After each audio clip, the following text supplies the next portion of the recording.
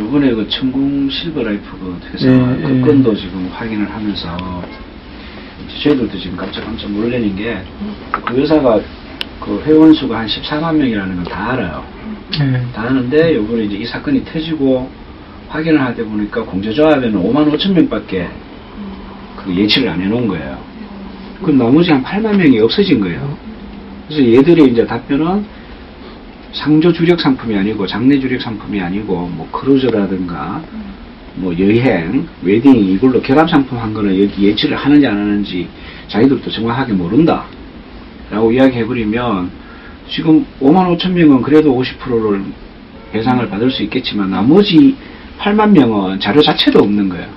네, 그거 얘기하더라고요. 그러니까 또 결합 상품이니까 그 법에 적용이 안 된다면서 그건 예치를 안 해도 문제가 없다 이런 식으로 뭐라고 변명을 하고 있기는 하던데. 근데 그 뭐 문의를 뭘로 씌웠든 간에 실질이 장래 상품이라면 그거 다 50% 해야 되는 거 아닌가요? 그렇죠. 그런지 지금 대형 회사들이 뭐 대명이라든가 예다함 뭐 브랜드 있는 회사들이 전부 지금 그 전자제품, 가전제품 결합 상품을 월 많것이 이렇게 팔고 있잖아요. 그 자체가 전부 다 예측 안 된다는 이야기거든요. 교묘하게 그러니까 이게 이제 법을 교묘히 회피하고 있는 건데 그런 걸 왜 저도 잘 그 내부 사정을 잘 모르니까 기사 통해서만 이제 접하고 있는 건데 그걸 왜 공정에서 통제를 관리 감독을 안 하지 그거는 분명히 법이 위반인데 탈법이잖아요 거의 탈법행위잖아요. 저희가 뭐 법을 몰라서 정확하게는 잘 모르겠지만 아마 지금 상조 가입자가 한 540만 명 정도 되거든요, 전체적으로. 그러니까 규모가 너무 커져버린 거예요. 그래서 여기가 뭔가를 제재를 해서 큰 회사가 한 100만 명 되는 회사가 부도난다는 거는 굉장히 부담이 있는 것 같아요, 주무부서 입장에서. 그래서 뭐 우리가 이야기하는 것부터 이제 협의를 해갈 수밖에 없는 거예요. 대형 상조회사, 파워 있는 회사들하고 협의를 해갈 수밖에 없는 거예요. 공제조합이 한국 상조공제조합하고 한국 상조보전공제조합하고 두 개가 있는데 그 자체가 이 공정위에서 허가를 내서 만든 공제조합이란 말입니다. 그리고 거기에 뭐 주변상 통화에 전부 그 공정위에 뭐 전 임직원들이 와서 거기 공제조합장을 맡고 그렇게 있으면서 하니까 지금도 우리가 고객은 내가 내는 돈의 50%가 예치됐다라고 믿고 있는데 공제조합에서는 상조회사 신용도 평가해가지고 이 회사는 초기에 자본금 많이 냈으니까 공제조합 설립비 많이 냈으니까 너는 15%만 내고 50% 인정해줄게. 너는 17%만 내고 인정해줄게. 이런 식으로 다 했단 말입니다. 그러니까 거기에 있는 대형회사 하나만 붙어나버리면 공제조합 자체가 날아가 버리는 꼴이 되는 거예요. 그래서 이게 공피 아니에요, 공피야? 공피? 그게 왜 그런 것까지 왜 그런 건 기사가 안 됐죠 지금? 지금 이제 심각하게 물꼬가 좀 터지는 것 같은데. 근데 그게 왜 지금 뉴스에 안 나오죠? 뉴스에도 나오고 국회에 매년 하는 거 하는 거 있죠. 국정감사에도 그 문제가 계속 지적이 됐었고 더불어민주당의 무슨 국회의원님이 작년에 이걸 계속 이야기를 했었어요. 이거 계속 이야기를 해가지고 기사가 계속 나갔었고 그리고 또 이 공제조합법이 또 이상한 게 은행 예치하고 지금 공제조합 예치하고 직업보증하고 세 가지로 이 50% 예치에 대한 보정을 받거든요. 근데 은행에 예치됐던 사람은 그 회사가 부도가 나든 5년이 지나도 10년이 나도 은행에 가 돈을 찾으면 그 돈이 은행에 그대로 있어요. 근데 공제조합은 그 돈 안 찾아가면 2년이 있으면 공제조합에서 그 돈을 먹어버리는 거예요. 고객이 안 찾아갔다고. 법에 그렇게 규정이 되어 있다는 자기 이제 거기 정관에 그렇게 만들어 놓은 정관에요? 네. 그 돈이 뭐 가히 상상을 초월할 돈이 600억씩 뭐 이렇게 돼요. 그걸 그 국회의원님이 계속 지적을 했었어요. 근데 지적일 뿐이고 그 뒤에 뭐 어떻게 이렇게 변경되고 이런 것들은 하나도 없더라고요. 지금 보니까. 왜 이러죠? 제가 신고를 안 했나 공정이? 그러니까 거기 공제조합을 지금 한국상조공제조합도 지금 이사장이 공정거래위원 출신이어가지고 언론에서 지금 그에 대한 지적이 계속 제기되고 있고 지금 운영되는 실태로 들어보시면 아시겠지만은 지금 이 부분은 국정감사에서도 계속 또 검증됐거든요. 그러니까 지금 그 국민상조 사태 때도 폐업했는데 폐업한 사실을 모르고 꼭 피해 보상을 50%를 못 찾아가신 분들도 꽤 있으시고. 그러니까 그 이전 정권 같으면 뭐 지금 정권이 뭐 잘한다는 얘기가 아니라 정권이 바뀌고 위원장이 바뀌고 이제 좀 그런 쪽 굉장히 개혁적인 성향의 분이 오셨는데 그럼에도 불구하고 그 밑에까지는 그런 게 전파가 안 되는 거예요. 예를 들어서 내가 50% 대체 안 한 걸 확인을 했어요.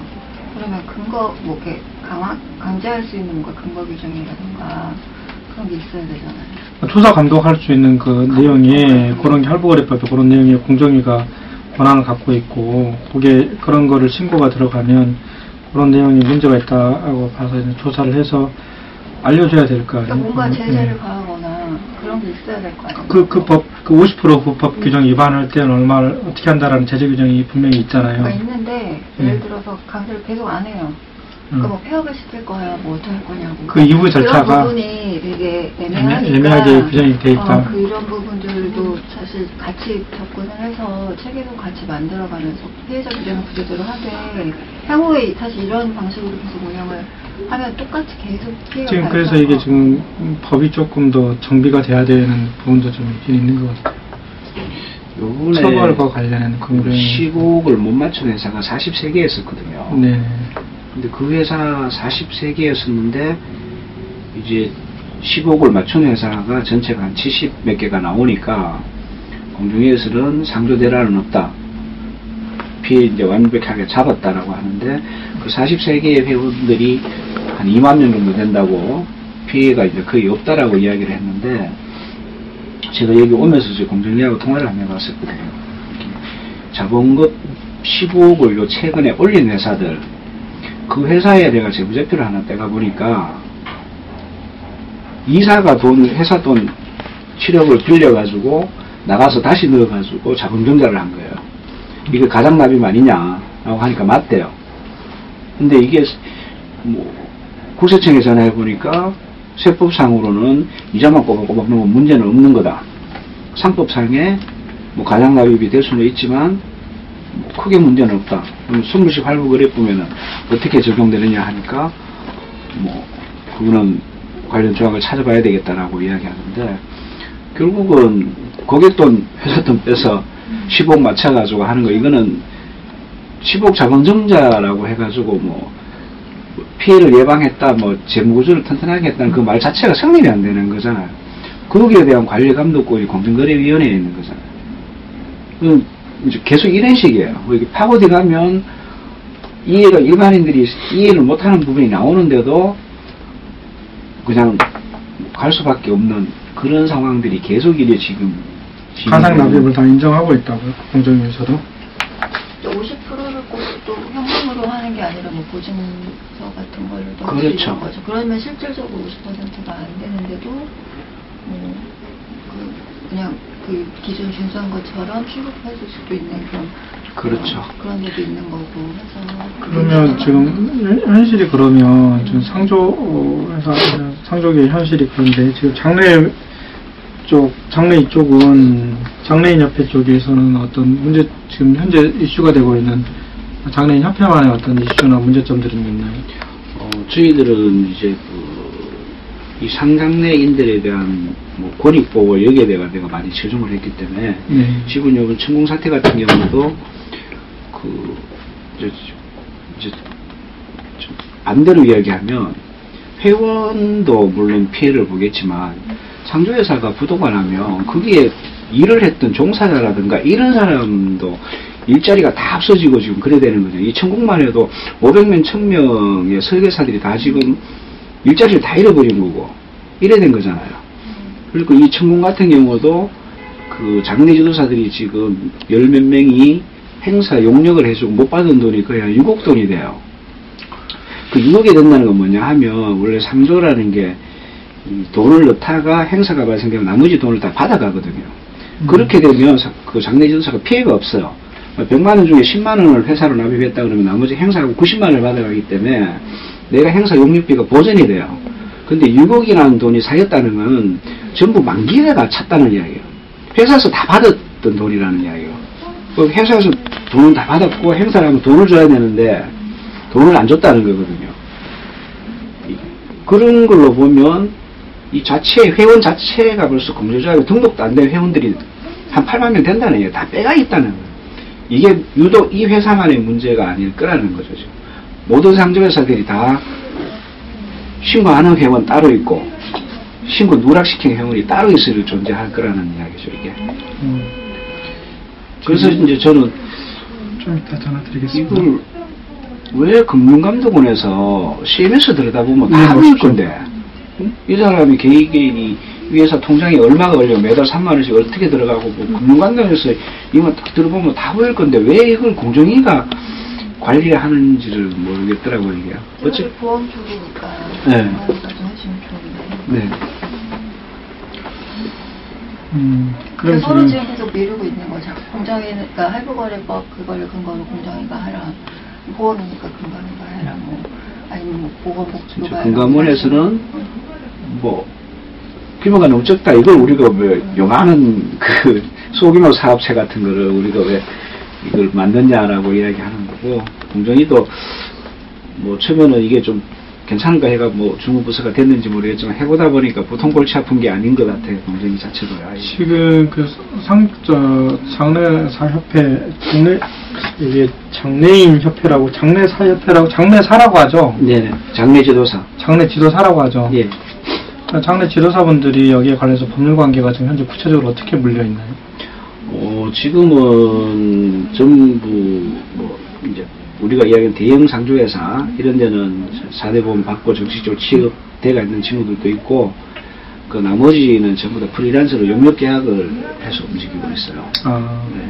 고용되어 있는 것도 있고 영역으로 움직이는 네, 것도 그 있고. 이제 고용은 이게 이제 장례가 한 지역에서 20건 정도가 발생되면 한 명을 쓰면 이 소립분규점이 나와요. 그런데 20건 아래로 한 5건 나오는데 거기에다가 직원을 하나 두고 쓰면 이제 안 나오는 거죠. 수익이 안 나오니까 그쪽 지역에는 용역을 줘버리는 거예요. 이제 상조회사가 200개 같으면 제주도에 200명의 장례지도사가 있어야 되잖아요. 근데 제주도에는 장례지도사 몇 명 없어요. 다 그쪽 이제 제주도로 용역을 주는 거예요. 영역을 주는 거. 네, 그런 형태로 지금 상조회사 구성이 잡혀가 있습니다.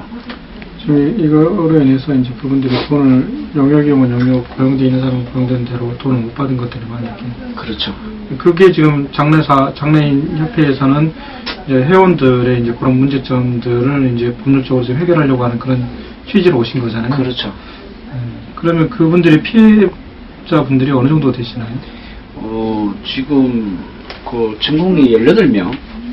네, 아니 18명. 고용을? 아니요, 서울하고 경기권 장례지도사 피해자가. 그러니까 고용 플러스 용역에서 18명이 그렇죠. 지금 8명, 그 외부 용역 팀들이 8명. 그래서 피해 금액은 어느 정도 되죠? 6억에서 한 7억 정도 사이가 되는데 네.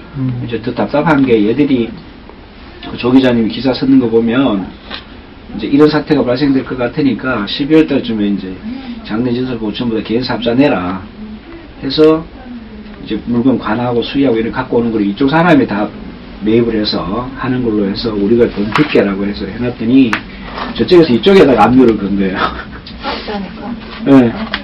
나는 돈 못 받는데 저쪽에서는 네가 가져갔지 않느냐. 저쪽에는 일반 회원들. 아니 이제 수의나 관 같은 용품을 납품한 업체 쪽에서 장례지도사 쪽에 압류를 건 거예요. 장례지도사한테 압류를 걸었다. 네. 지금 그러면 뭐 소송 걸려온 건 없고요. 다 가압류만 걸려온 거고. 가압류 됐어요. 가압류 그러니까 지금 소송은 소장은 날라온 건 없고. 아직 들어간 건 없고 지금 진행 과정인 걸로 알고 있어요. 다른 데서 한 군데서. 근데 그 가압류 지금 된 곳이 꽃집하고 꽃집하고 두 군데 그 영세사업자로부터 가압류가 2개 걸려온 걸로 알고 있고 한 군데가 아직 확인되지 않았는데 그냥 이 업계에서 들리는 소식통에 따르면 그 친인척이 가압류를 미리 걸었다 이 사태를 알고.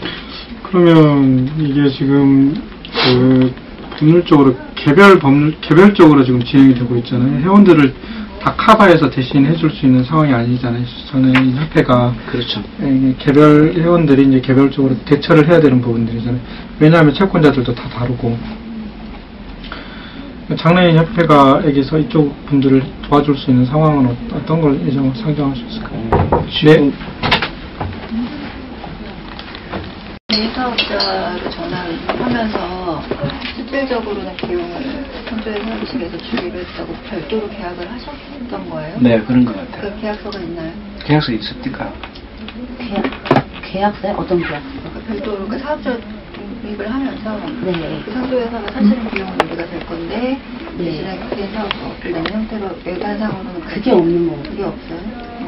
그래서 일방적 계약 해지, 그러니까 서울 지금 8명의 지도사 중에 7명한테는 일방적 계약 해지 통보를 한 상태고. 누가 계약 해지 통보? 회사가 폐업하기, 아직 폐업 안 됐고, 이제. 영역이면 영역, 고용이면 고용 다 해지 통보를 했다는. 예. 그러니까 다 거의 대부분이 유명 상태고, 지금 8명 중에 이제 한 분을 제외한 7명한테는 일방적 해지 통보를 서울 쪽에만 일방적 해지 통보한 상태로 알고 있고, 지역 쪽 8명은, 경기권 8명은 오늘자 묵동에서, 기사도가 만드는데 확인이 안 된 거라서, 그래서 묵동에서 본사 직원이 모이자고 했다고 합니다. 차후 사업 계획에 대해서 발표할 것이 있으니까 제가 또 문자 의견을 받았거든요. 아직 수습도 안 되고 있는데 차후 사업 계획이요? 네, 그래서 오늘자로 모이자고 했는데 뭐 실제로 모였는지 안 모였는지는 알 수 없는 상태입니다.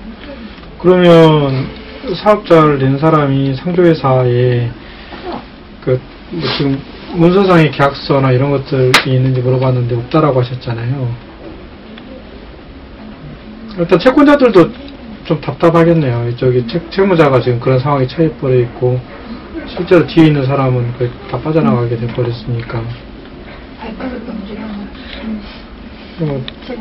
그러니까 뭐 채권자 대리 소송이라고 하면 쪽도 좀 잠잠한 이유가, 기사가 터지고 와서 좀 잠잠한 이유가, 서울 쪽 권역 장례 지도사 8명, 그러니까 8명 중에 이제 7명은 일방적 해지 통보했다고 하나, 그 중에서 이제 1명을 제외한 6명에게는 지금 회사가 접촉을 시도하고 있는 것 같아요. 접촉을 시도해가지고 차후 다른 상조회사를, 그러니까 이미 인수를 하고 작업을 시작한 것 같아요. 그래서 이쪽, 그러니까 밀린 대금에 대해서는 천천히 해결하는 쪽으로 하고, 다시 우리 쪽 일을 맡아라. 이렇게 지금 꼬드기는 작업을 서울 쪽하고 가압류나 이런 거 먼저 해줘야지. 그걸 뭘 하든가 하지. 그래서 근데 제가 볼 때는 추정익이, 그러니까 충북 실버라이프 상조회사 대표자인 추정익은 뭐 지금 잠적한 상태고, 그쪽에서 지금 새로 하려고 하는 대표자가 지금 누군지는 불분명하나 그쪽 라인 사람들이고, 그쪽 라인 사람들이라고 하면은 분명 이 사태에 대해서 책임을 안 지려고 할 것은 차후에 가도 마찬가지인 거고, 좀 시간을 끌어보려는 것 같아요. 폐업 단계 이전까지는. 이게 완전히, 그러니까 그 법인을 그냥 법인에다 모든 걸 해놓고 자기들은 법인에다 책임을 물어라. 우리들은 책임이 없다라는 그런 거잖아요. 그렇죠. 법인을 방패막이로 삼아서. 그래도 똑같은 짓을 또 한다는 거죠. 그러니까. 대응을 그러면 어떻게 해야 되나? 개별적으로 채권자들이 다 달라서 대응을 하긴 해야 되는데, 그분들은 다 변호사를 선임을 한 상황인가요? 아니요. 지금 뭐 피해자 전국 실버라이프 뭐 피해자 모임에서 카페가 하나 만들어졌던데 거기 한 115명? 120명 정도 네. 돼가지고 있던데 아직 이 사태를 몰라요. 고객들이 이런 일이 벌어진지도 지금 모르고 있는 거예요. 그러니까 지금 고객들은 고객들이고 장례 지도사분들은 장례 지도사분들이고 당장 발등에 불 떨어진 사람들은 장례 지도사분들이잖아요. 물론 이분들도 50% 부분도 네. 문제가 있지만 당장 자기의 재산에 대해서 가압류가 들어온 분들이니까. 이제 그 장례 지도사의 일의 특성상 내가 지금 그 천궁에 있는 장례 지도사인데 내 지역에 지금 장례가 누구 났다가 회원이 오면 안 갈 수가 없어요. 뭐 돈을 받든 어쨌든 뒤는 문제지만 일단 가서 접수를 받아놓고 일을 진행을 해야 된단 말입니다. 그러면은 가보면 좀 전에 말씀드렸다 같이 이분이 만납 고객이다 하면 내가 돈을 100% 물어넣어야 되잖아요. 근데 갔는데 300만 원짜리 들었는데 이분이 한 50만 원밖에 안 냈어. 그러면 250만 원을 유족들한테 회수를 하잖아요. 그런 일은 받아야 되는 거예요, 또. 내 생계 때문에. 그래서 회사하고 정면으로 부딪히기도 조금 하고, 아니면 이 일도 없어져 버리면 얘들은 이제 뭐 채권이든 뭐든 보존할 방법도 없고 내 생계 자체가 지금. 그러면 본인이 본인 부담으로 일단은 채권자들로부터 어떤 채무를 지면서 어떤 구입했던 물품들이나 아니면 그 영역들에 대해서는 오롯이 자기가 일단 책임을 져야 되고, 그렇죠. 경우에 따라서는 자기가 온통 뒤집어 써야 된다는 얘기잖아요. 그렇죠. 근데 그걸 다 감수를 하겠다라는 얘기인가? 지금은 어쩔 수 없이 받아들이겠다는 법률 해석을 못하는 입장이니까. 받아들이다기보다는 그러니까 회사 말을 믿지는 않는데 자꾸 저쪽에 접촉을 해오니까 기다려봐라. 그러니까. 아니 근데 저는 걱정이 되는 게 이분들이 회사에 대해서 서류를 받아놓든 녹취록을 따놓든 뭘 하든 간에 그렇게 해서 서로 회사에 대해서 어떤 소송을 걸어서 뭐 확정 판결을 받든 어쨌든 간에 이하상조가 없어지고 실질적으로 빈 껍데기만 남아있는데 그쪽에 책임을 물어서 돈을 회수할 수 있을 것이냐. 네. 설령 우리가 뭐 모든 근거를 마련해서 판결까지 받는다 하더라도 이것도 또 그런 문제가 있을 것 같고. 그리고 그렇게 제안이 왔으니까 차라리 만약에 그걸 받으실 거면 그럼 회사에서 그 부분에 대해서 뭐 언제가 됐든 간에 책임을 우리가 지겠다 이런 걸 뭐 남겨두고 뭔가 하면 또 지금 어쨌든 그 임명 계약은 없다고 하니까 뭐 시간을 끌어줄. 근데 지금 어차피 천공이 지금 폐업한 규모가 만만치가 않고 천공이 아직 정식 폐업된 건 아니고 이제 폐업 절차에 있잖아요. 근데 폐업을 하고 제2의 천공을 만든다는 지금 과정에 있다는 건데 제2의 천공을 만들면은 어차피 그 회사는 이미 폐업 단계까지 올 정도면은 말할 수 없는 단계인 거고 제2의 또 피해를 불러올 것이 불보듯 뻔한 게. 제 생각에는 일단 제일 빠른 게 형사고소 같은데요. 일단 단체로 형사고소를 사기로 고소를 하고 이놈이 외국으로 도망갔다 그랬잖아요. 네. 그쪽이든 그 사람이든 누구든 연대해서 책임을 물을 사람을 일단 그 사람한테 형사고소해서 뭐 쇼부를 보든 뭐를 하든 그 사람한테 이제 해놓고 받고 난 다음에 그걸 갖고 자기 채권들한테 어느 정도 이렇게 하는 게 그게 순서이지. 민사로 했다가는 법인한테 받을 수 있을지도 잘 모르는 상황에서 설령 뭐 종이 쪼가리 뭐 이렇게 법인에서 다 해주겠다 뭐 이런 거 다 필요 없잖아요. 법인이 망해가는데 본인이 그거 또 작성해 줄 리는 또 작성해 주면 고맙겠지만 작성 안 해주면 또 그렇잖아요. 네. 제 생각에는 형사 고소를 해서 압박하는 거. 이미 저쪽에서는 지금 만기 회원을 제외하고 만기가 아직 안 된 회원들한테 더 빼먹을 게 있으니까 한 구자당 10만 원에 지금 영업사원들한테 그런 식으로 지금 제안을 했고 그 제안을 이제 지금 하면서 지금 묵동에서 그 작업을 한다고 그러거든요. 지금 이 사태가 발생했고 거래 정지까지 다 되고 이런 상황에서 또 한다고요? 네, 묵동에서 그 작업을 하고 있다고 하더라고요. 그게 옛날에 CD2였다고 하더라고요. 그거 명백히 사기 아닌가? 그런 것들은? 그 사람들에 대해서 그 보장도 못 해줄 거면서 이렇게 기망행위를 하는 거잖아요. 네, 모르니까 그분들은 그냥 뭐 보험식으로 얘기하자면 보험사에다가 고객님 뭐 다른 상품 좋은 상품이 있으니까 다른 걸로 받고 타시죠. 그러면 분리를 해서 그 회원들 나름대로 이렇게 이거는 사실 그 장례인 협회에서 그분들까지 다 해서 고발장 접수시키는 거 좀 그렇잖아요. 장례인 협회에서는 그 회원들을 규합을 해서 피해를 본 회원들을 규합해서 이제 이하상조 책임자들에게 고소장을 날리고 그 다음에 이제 민사적인 부분도 같이 진행을 하면서 가압류 부분도 하는 과정에서 이제 협상하면 이제 그쪽으로 채권을 양도한다든지 뭘 한다든지 협상이 되면 그렇게 해서 가압류 푸는 방향으로. 5학년밖에 없을 것 같은데. 형사고소까지 뭐 강력하게 대응하실 분들이 있으신가요? 네, 형사고소를 해야 되는 상황이에요, 이건. 그러니까 그건 알겠는데 아까 갈등을 좀 안 하고 싶어 하신다고 하셔가지고 이제 갈등은 안 하고 싶다는 게 지금 이제 상조회사의 구조가 어떻게 되어 있냐 하면 이제 공정위에서 50% 예치가 있으면 뭐 내 상조 그대로 안심 서비스 해가지고 고객들이 피해를 예방할 수 있다. 그래서 이제 원래 상조회사의 마진이 50%예요. 그러니까 50%만 정확하게 보존대가 있으면 행사를 해줄 수가 있어. 근데 그렇게 돼가 있는데 지금 천공 케이스 같은 경우는 어떻게 하려고 하면 이게 대형 회사를 안 가고 자기들이 만드는 회사에 그 50%를 다시 그 돈을 다시 받으려고 하는 거예요. 그래서 여기서 행사 대행해 줄게라고 해서 자기가 문제 일으켜서 받는 돈을 다시 내가 받으려고 하는 거예요. 그래서 다시 행사를 해주면 되잖아요. 이름만 바꿔서. 그렇죠.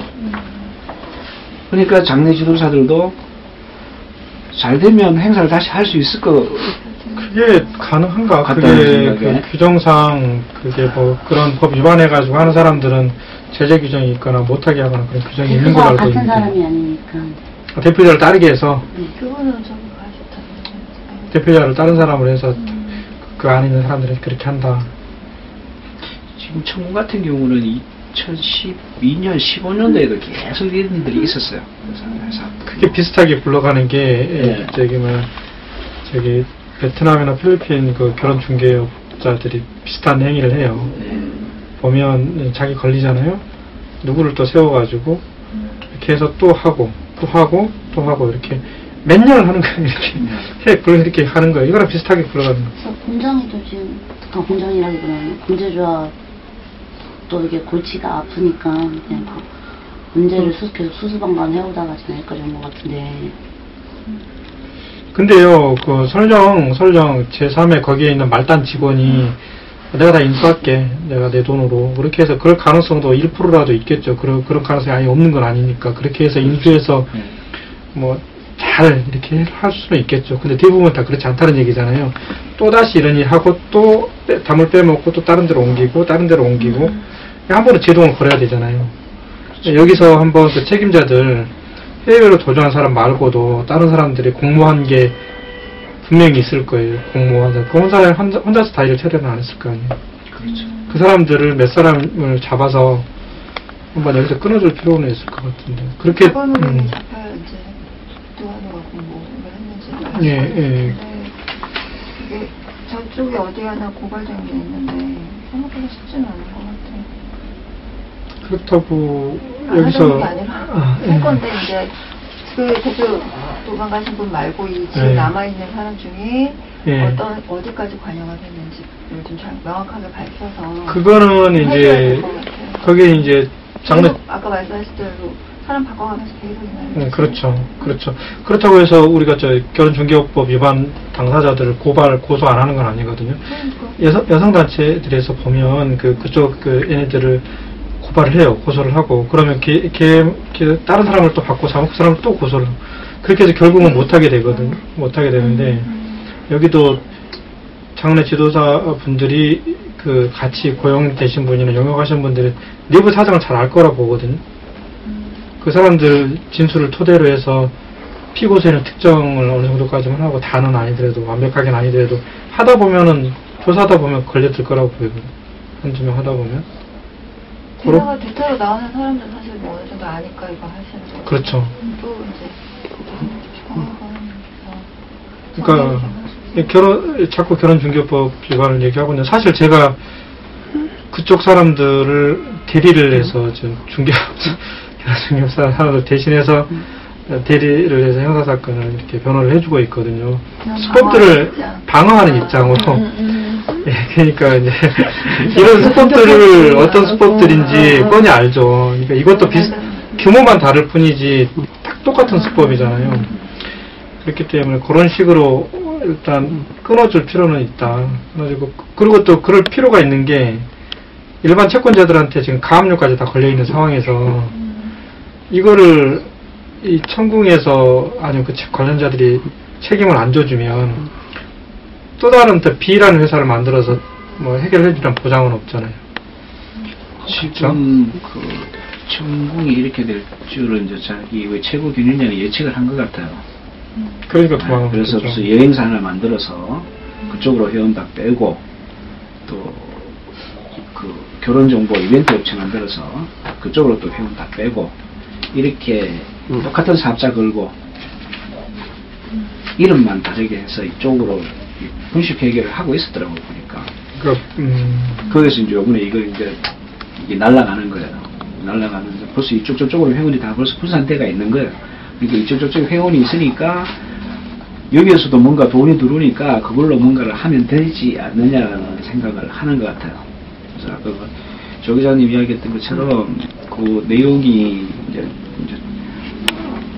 오늘 이제 오전에는 이제 접수가 들어왔어요. 아, 네. 뭐냐 하니까 모 회사가 지금 그 전국 회원을 다 인수를 하겠다. 네. 그리고 85% 보조를 해주겠다. 네. 그리고 영업사원들하고 다 장해져서 다 인수해서 우리 행사까지 주겠다. 이렇게 딜을 한 것 같아. 네. 그래서 그쪽에서 그 전국에 이제 백동년 이사라고 있다 그러더라고. 네. 그 친구가 어저께 브리핑을 했대 이걸. 아. 브리핑을 하고 오늘 이제 장례 지도사들 회유를 하려고 네. 어디서 만난다고 뭐 위치는 모르겠는데 어디서 만나서 네. 한다 그러더라고. 거기까지도 들었다고. 네. 이제 뭐 이제 회유 결과가 이제 저녁에 나한테 오겠지만 네. 그렇게 지금은 이제 장례 지도사들도 이제 회사를 못 믿는 거야. 그게 이제 그렇게 회유해서 자기 책임들을 모면하려고 하고 계속 사업 유지하려고 하는 거잖아요. 네.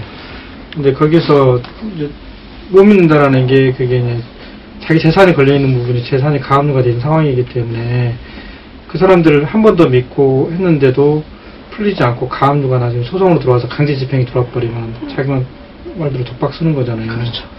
요걸 제일 염려하실 건데 그 사람들이 만약에 새롭게 하시는 분들이 내가 다 보증해 줄게 보증해주면 그걸 끝나는 거잖아요.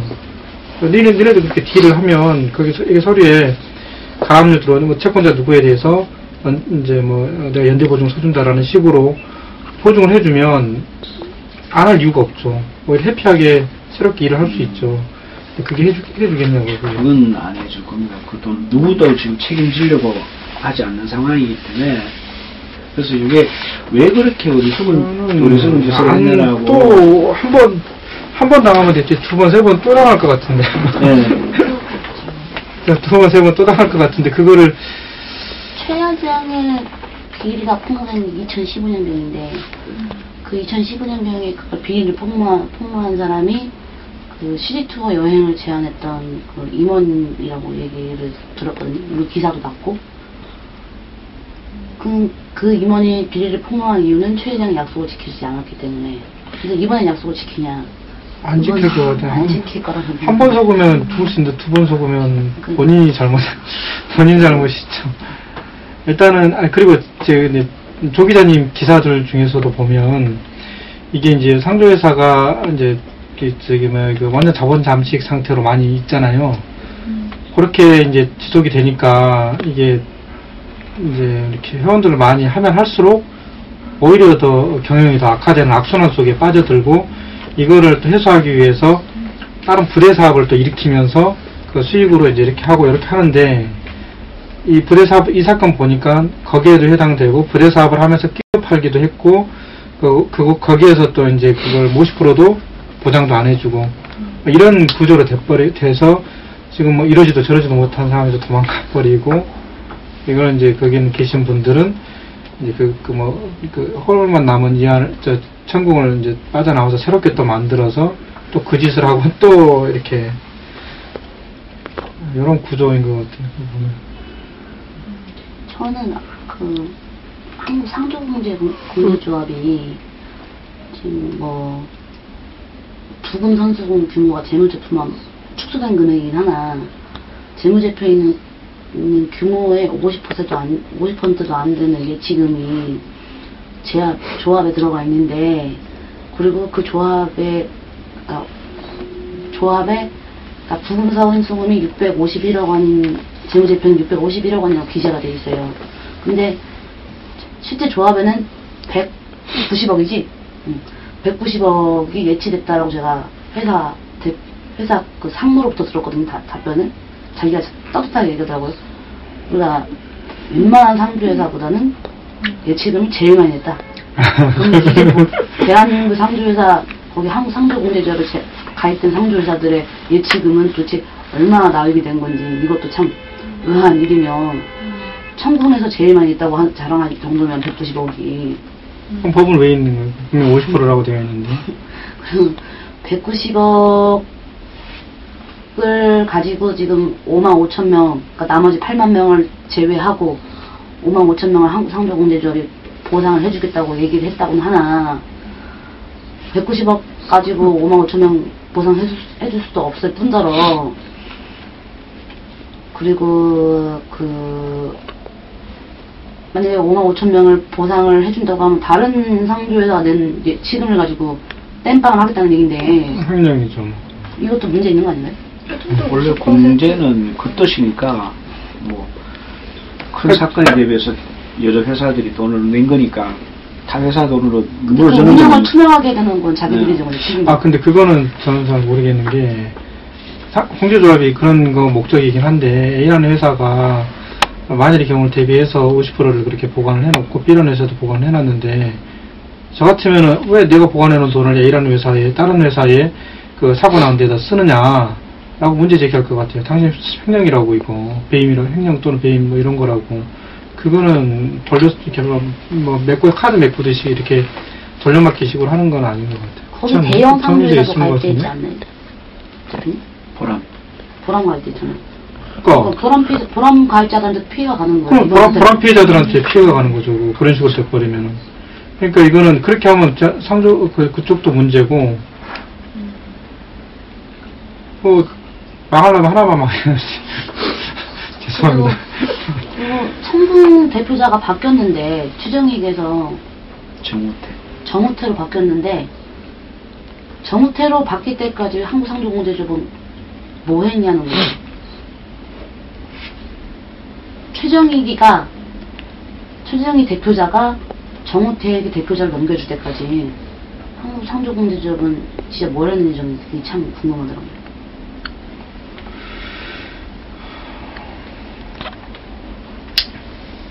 일단은 그 고소장을 접수를 시켜서 진행을, 물론 그분들 자유시고 개별 진행을 하셔도 되고, 뭐 이렇게 연대해가지고 그분들이 이렇게 진행을 하셔도 되고, 그거는 이제 그분들 결단에 달려 있는 부분.